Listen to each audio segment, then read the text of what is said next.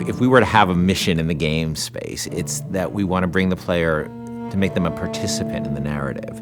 By bringing this character, Elizabeth, into the game, by having her with you pretty much for almost the entire game, we knew that if we didn't get her right, the game wouldn't be right. And she really is the emotional center of the game. This character, Elizabeth, she comes from a pretty dark place. But she's also got an incredible amount of enthusiasm for life. And when we found Courtney, I think we found somebody who could do both. I don't dance. Come on, let's go. Why? What could be better than this? It's so complex. I mean, you're talking about really trying to bring forth all the complexities of human nature that impact us because you're having to use only your voice to convey your entire, the character and what you're trying to portray. You have to put your entire body into it. So there are times when I'm doing voiceover work and I'm literally drenched in sweat because my body is working so hard. Hey! Knock it off! Stop it! Will you stop it? I'm not here to hurt you. Who are you? My name is DeWitt. I'm a friend. I come to get you out of here. Get away!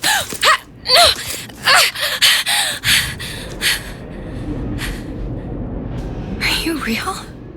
It's not these one-note emotions, and I think that's what was so important to us as a collaborative team, to be really putting forth a narrative that was strong and that was complex and that was, reflective of how deep and the myriad of emotions that the human beings experience.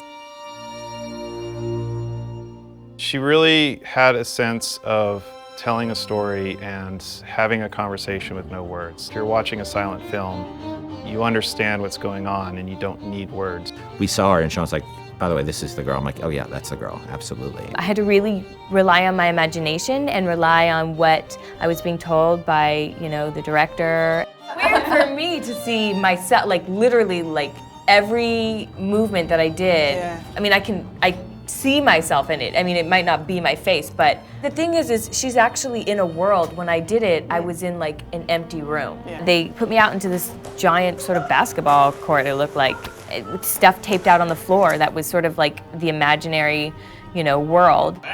She had to do a lot of physical things that I probably wouldn't do in my everyday life, kicking some butt and, with a bat and beating the hell out of something. It just started to feel like it was my voice, I just really started to connect with it physically, and this voice was all one. I don't understand, how could we get there? The incredible voice acting and the incredible motion capture acting was the most useful and inspiring element that we could have had for Elizabeth. Liz will follow you around the world, and if you decide that you don't want to go where she thought you were heading, she can handle that really, really cleverly. She will stop if you stop. She will keep running if you decide that you're not interested in what you're doing here.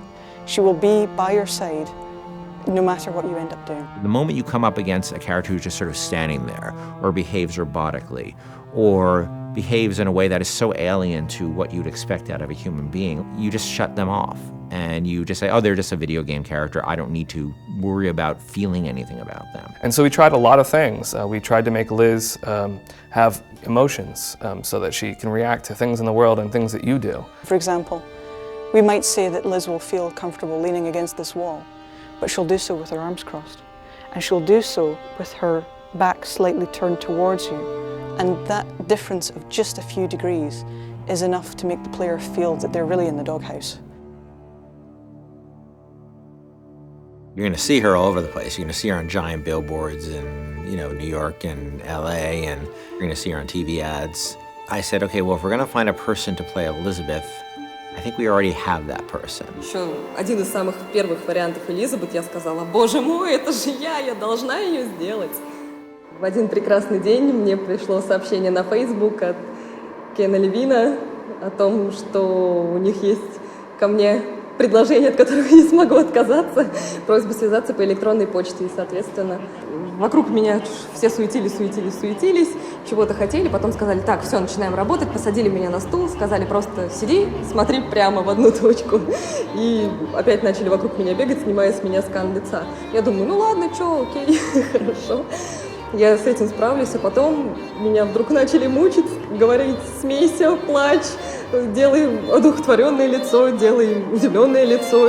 And all of a sudden we found this great character who existed in the space between the real world and the world of BioShock Infinite. There was a moment where we had people coming up to us and saying, Liz is awesome. I have a story to tell you about. And it was, everybody had their own unique stories because she was just doing systemic things. They could do the same thing twice.